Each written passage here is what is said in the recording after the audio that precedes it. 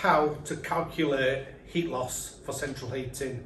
My name's Alan Hart, and in today's video I'm back at the National Gas Centre for Excellence. I'm back with Michael, and Michael's going to go through heat loss and how to design central heating, really, or talk about heat loss, so that will help you when you're designing central heating. So yeah, let's go over to Michael. Thanks, Alan. Heat loss calculations. Over the last couple of months while we've been doing these videos, one thing has been brought on quite frequently, that engineers are quite frightened of heat loss calculations, and some people don't really understand them. A heat loss calculation is the foundation of every heating system that we should install. How do we know what size heat emitter that we should put in, i.e. radiators, and how do we know what size heat source we should be putting into a property without knowing how much heat that property needs to be replenished every second of every day, or every second of every time, every second it's in operation? So in order to do this, we need to do what we call an accurate heat loss calculation. Now, a heat loss calculation can vary for a number of reasons. The first reason will be what the building fabric's made of. It could be, that it's solid brick, which has quite a high U value, which means that the number of watts that travels through 1 square metre of the wall is higher than what it would be for something like a cavity wall with insulation in between the void. So that's where U values come in. That's where we take our first sort of variable, what the building's made up of. The other thing that can affect a heat loss is also the temperature, both inside and out. We design rooms to different temperatures. We design bathrooms generally to 22 degrees. We design bedrooms generally to 18 degrees. A lot of rooms we design to 20 degrees as well. Some people design properties to 20 degrees throughout. Also depends on your customer. Your customer might be a cold creature, might like rooms hotter than what other customers want the rooms to be. I design properties for some people who say I want 22 degrees throughout. So you must always take your customers' needs into consideration. Outside temperatures, the colder it is outside, the more heat will be lost. So a property in Cornwall will have a lower heat loss to the exact same property in the north of Scotland, because naturally outside it's colder, so it takes a lot more heat to heat that property in Scotland because it's colder. So they're the main reasons, what affect the heat loss of a property. And how we do it is we calculate it on a room by room basis, and then once we've done every room, we end up with a value, an overall sum, which is the heat loss for the property. There's two different types of heat loss. There's fabric loss, and then there's ventilation loss. So the ventilation loss covers things like air changes, so the amount of ventilation required in that room, how many changes of air there's going to be over a certain period, and we need to take them into considerations as well. So this video is very much to give you guys an idea of how we would conduct the heat loss for a property. We're not going to do the full building. We're going to show you what the property looks like. In this case, it's a relatively small bungalow. Well, not a small bungalow. It's 8 metres by 6 metres, so it's not a small bungalow. And we've chosen building fabrics that you would likely see out in the field. So for all intents and purposes, this is quite a typical property. So the property we're talking about is a bungalow. It's got internal height, so room height of 2.6 metres throughout. That's there. We've also got external walls with that are 102mm brick, 75mm block, and a filled cavity with 100mm in leaf thickness. Now that has a U value of 0.29, so it's quite a well insulated wall. All internal walls are stud and plaster. So stud walls inside throughout with a U value of 1.72. So if you look at the 1.72 to the 0.29, you can see that your stud wall will allow much more heat through than your cavity wall. So you're going to lose more heat through your stud walls than what you will through your cavity walls. The next thing we're going to make a note of is that the floors are suspended timber. The suspended timber floors with 25mm insulation, that has a U value of 0.55. The roof is tiles with felt, and it's got a void and insulator between the joists with 100mm of insulation. That gives the roof a U value of 0.34.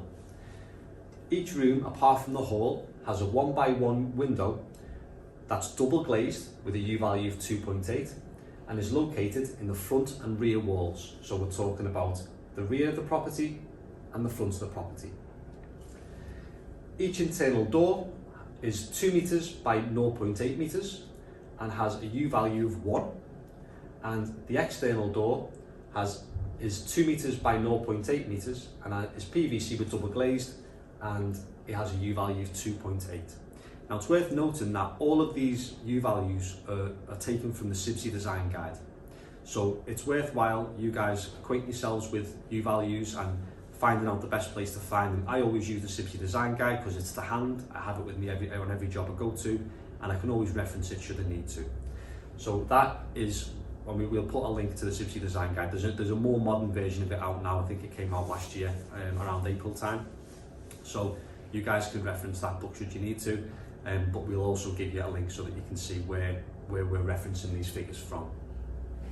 So this is our property, as I say, quite a bog standard bungalow, 6 metres deep by 8 metres long. And what we're going to do is the first room we're going to look at is the bathroom, which is here. So our bathroom as a room is 3.5 metres long by 2.6 metres high. Now this is it's 3.5 metres by 3.5 metres as a room, and it's 2.6 metres high. And what we can see here is we've broken it down to wall A, wall B, wall C that goes to the hall, and wall D that goes to the kitchen. So A and B are both external walls, C and D are internal walls. So A and B will be cavity filled, C and D will be internal stud walls. So in order to work out the heat loss, we need to do the heat loss for wall A, B, C and D, also the floor, how much we're losing through to the floor, and then in addition to that, what we're losing through the roof. So it's each room's 3D, it's not just one wall, it's every wall that we're going to be looking at, and roof and ceiling, roof and floor. So you can see if we look at wall A, now we know as well that wall A has a window in it, a 1x1 window. So first of all, we're going to calculate the area of wall A. Now we know that it's 3.5 metres long, and we know that the height of our room is 2.6.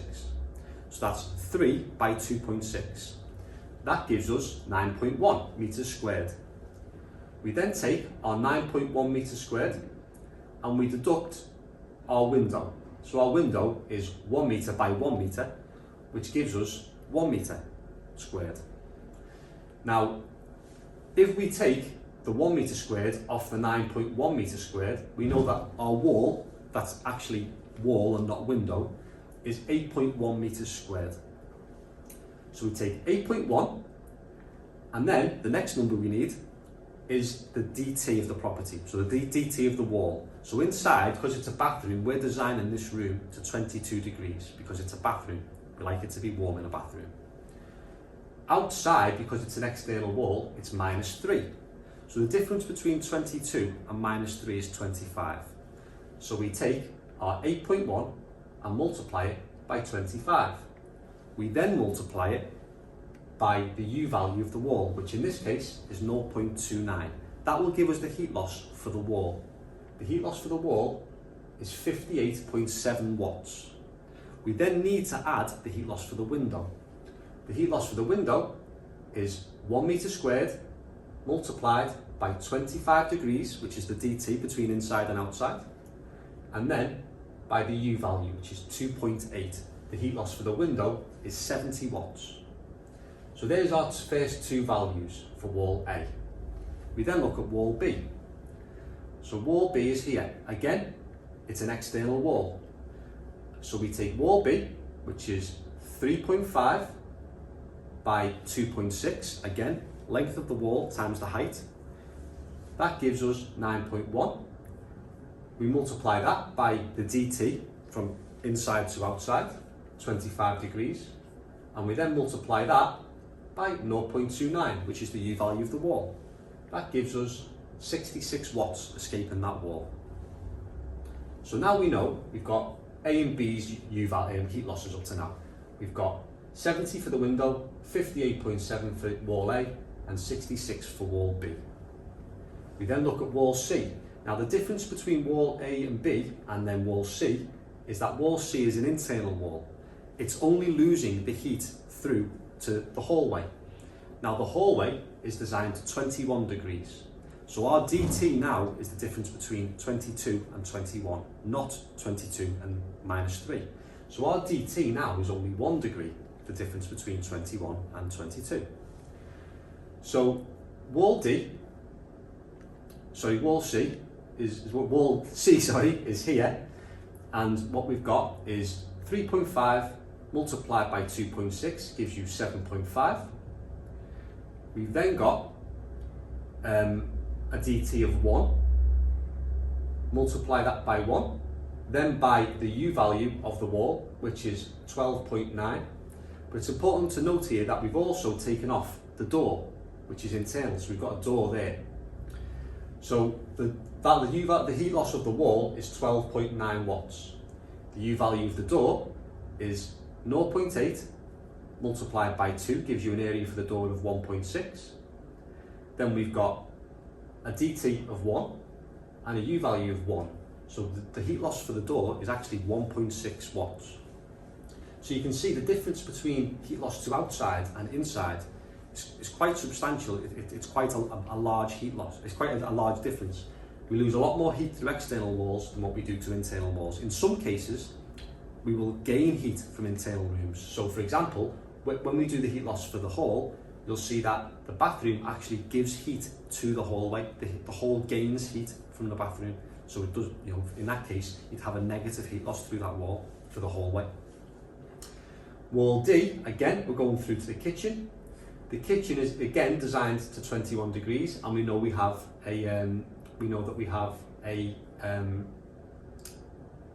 we don't have a window in it because it's an internal wall. So we've got a wall of 3.5 meters multiplied by the height, which is 2.6, which gives us 9.1. We multiply 9.1 by the DT, which is 1 degree between the 21 of the kitchen and the 22 of the bathroom. And then we multiply that by the U value, which is 1.72. That gives us a heat loss through wall D of 15.7 watts. So our total fabric loss, if you like, up to now on the walls is all of these figures here. Now what we do is we need to know what we're losing through the ceiling and the floor. So let's look at the ceiling. The ceiling is 3.5 meters long by 3.5 meters wide. It's because we're looking at the ceiling now, not the room height is irrelevant, because all we're looking at is the length times width. So 3.5 times 3.5 gives us 12.25 meters squared. Now we're going through to through the loft. So the loft is outside there, so we will calculate this to -3.